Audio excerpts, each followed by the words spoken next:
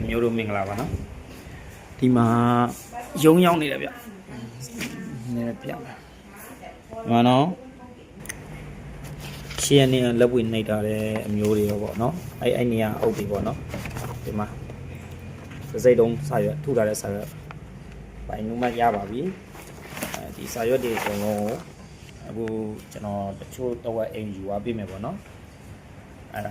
တကယ်၍ဒီတစ်စိတ်တုံးထူထားတဲ့ဟာလေးတွေလိုချင်နေဆိုရင်ကျွန်တော်ခါမှလာယူလဲရတယ်နော်အဲ့တော့တကယ်၍အမြန်လည်းမလို့သေးဘူးအသုံးလည်းမလို့သေးဘူးဆိုရင်တော့အသုံးလည်းမလို့သေးဘူးဆိုရင်တော့ဘယ်အောင်ကြရိုက်မှာပဲကျွန်တော်အကုန်လုံးလက်ထဲထည့်ပေးမယ်ပေါ့နော်ဒီကောင်လေးနောက်ပြီးကြရင်ဒီဟိုမှာစာရွက်တွေက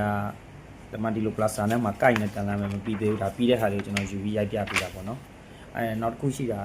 ဒီလိုပတ်တစ်သမားတွေအကယ်၍ပတ်စာရွက်ထွက်လာပြီဆိုရင်ဒီလိုပတ်စာရွက်အစုံလင်ရပြီဆိုရင်ဒီလို passport စာအုပ်ဒီမှာ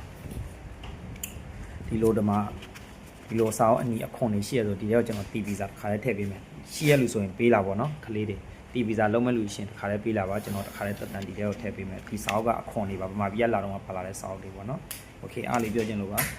ကယ်၍ဒီစာအုပ်မရှိဘူးဆိုရင်လည်းကျွန်တော် CN စာအုပ်ထုတ်မှာပါ၄လပိုင်းလောက်ဆိုရင်ပေါ့နော်ထုတ်မယ်နောက်ပြီးကြရင်ဟိုပြီးခဲ့နှစ်ကဗတ်ရိုက်ထားတဲ့ကလေးတွေပန်းအောင်ကတ်တွေလည်းရထားပြီးသားကလေးတွေ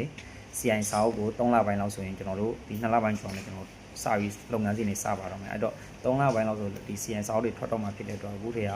ကျွန်တော်နဲ့ CI ထုတ်ချင်တာပဲဖြစ်ဖြစ်ဒီဘတ်စာရွက်တွေကိုတော်ချင်တာတက်တန်းတိုးချင်တာပဲဖြစ်ဖြစ်စင်းလာပြီးလို့ရပါတယ်တကယ်တော့တော်တာရဲ့ဒီ work permit ဗီဇာတွေအကုန်လုံးပေါင်းစရင်းငွေဘယ်လောက်ကျလဲဆိုတော့လဲစရင်းထွက်တာပြီးပါပြီအကုန်လုံးအဲ့တော့တော်ချင်တာဆိုရင်ဆက်သွယ်လာခဲ့ပါဟုတ်ကဲ့ကျွန်တော်ဟာရင်ကိုလက်ပါခင်ဗျ